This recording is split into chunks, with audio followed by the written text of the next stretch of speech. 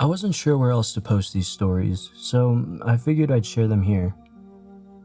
I've been a search and rescue officer for a few years now, and along the way, I've seen some things that I think you guys will be interested in. I have a pretty good track record for finding missing people. Most of the time, they just wander off the path or slip down a small cliff, and they can't find their way back. The majority of them have heard the old, "stay where you are" thing, and they don't wander far. But I've had 2 cases where that didn't happen. Both bother me a lot, and I use them as motivation to search even harder on the missing persons cases I get called on. The first was a little boy who was out berry picking with his parents. He and his sister were together, and both of them went missing around the same time. Their parents lost sight of them for a few seconds, and in that time, both the kids apparently wandered off. When their parents couldn't find them, they called us, and we came out to search the area. We found the daughter pretty quickly, and when we asked where her brother was, she told us that he'd been taken away by the bear man. She said he gave her berries and told her to stay quiet, that he wanted to play with her brother for a while.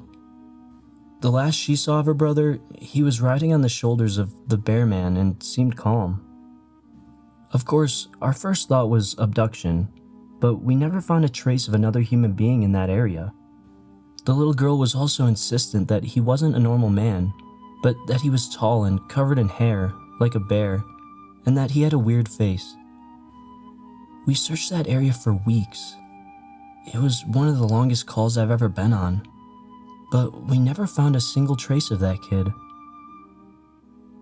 The other was a young woman who was out hiking with her mom and grandpa. According to the mother, her daughter had climbed up a tree to get a better view of the forest, and she'd never come back down. They waited at the base of the tree for hours, calling her name, before they called for help. Again, we searched everywhere, and we never found a trace of her. I have no idea where she could possibly have gone, because neither her mother or grandpa saw her come down. A few times, I've been out on my own searching with a canine, and they've tried to lead me straight up cliffs. Not hills, not even rock faces. Straight, sheer cliffs with no possible handholds. It's always baffling, and in those cases, we usually find the person on the other side of the cliff, or miles away from where the canine has led us. I'm sure there's an explanation, but it's sort of strange. One particularly sad case involved the recovery of a body. A 9-year-old girl fell down an embankment and got impaled on a dead tree at the base. It was a complete freak accident, but I'll never forget the sound her mother made when we told her what happened.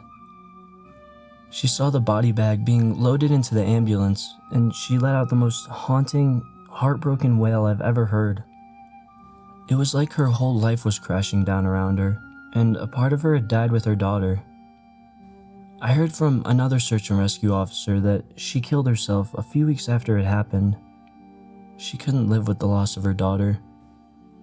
One time, I was teamed up with another search and rescue officer because we'd received reports of bears in the area.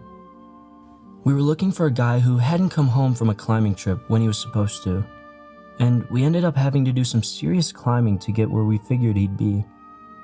We found him trapped in a small crevice with a broken leg. It was not pleasant. He'd been there for almost 2 days and his leg was very obviously infected. We were able to get him into a chopper, and I heard from one of the EMTs that the guy was absolutely inconsolable. He kept talking about how he'd been doing fine, and when he'd gotten to the top, a man had been there. He said the guy had no climbing equipment and he was wearing a parka and ski pants. He walked up to the guy, and when the guy turned around, he said he had no face.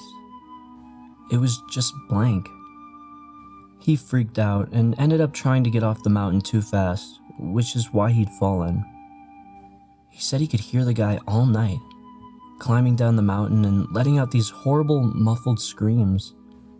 That story bothered the hell out of me. I'm glad I wasn't there to hear it. One of the scariest things I've ever had happen to me involved the search for a young woman who'd gotten separated from her hiking group. We were out until late at night because the dogs had picked up her scent. When we found her, she was curled up under a large, rotted log. She was missing her shoes and pack, and she was clearly in shock. She didn't have any injuries, and we were able to get her to walk with us back to base ops. Now, along the way, she kept looking behind us and asking why that big man with black eyes was following us. We couldn't see anyone, so we just wrote it off as some weird symptom of shock. But the closer we got to base, the more agitated this woman got. She kept asking me to tell him to stop making faces at her. At one point, she stopped and turned around and started yelling into the forest, saying that she wanted him to leave her alone. She wasn't going to go with him, she said, and she wouldn't give us to him. We finally got her to keep moving, but we started hearing these weird noises coming from all around us. It was almost like coughing, but more rhythmic and deeper. It was almost insect-like.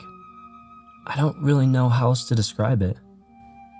When we were within sight of base ops, the woman turns to me, and her eyes are about as wide as I can imagine a human could open them.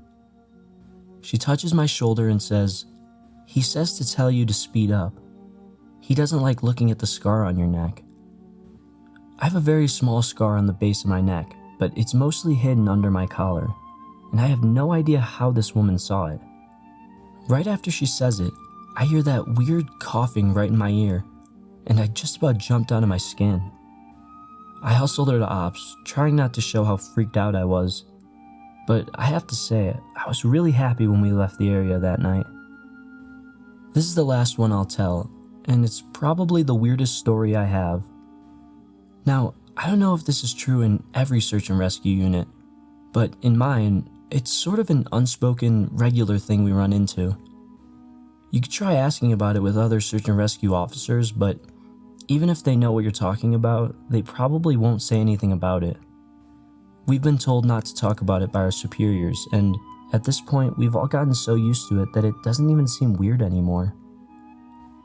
On just about every case where we're really far into the wilderness, I'm talking 30 or 40 miles, at some point, we'll find a staircase in the middle of the woods.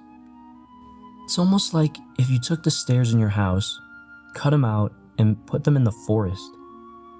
I asked about it the first time I saw some, and the other officer just told me not to worry about it, that it was normal. Everyone I asked said the same thing. I wanted to go check them out, but I was told very emphatically that I should never go near any of them. I just sort of ignore them now when I run into them because it happens so frequently. I have a lot more stories, and I suppose if anyone's interested, I'll tell some of them tomorrow.